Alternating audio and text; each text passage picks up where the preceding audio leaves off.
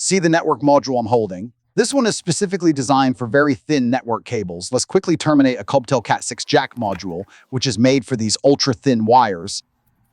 First, prepare the cable and slide the black cover onto it. Move the black cover back a bit.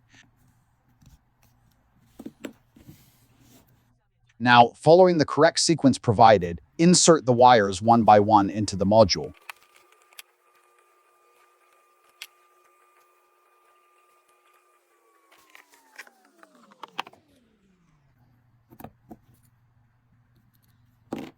Finally, snap the black cover back on and trim off the excess cable.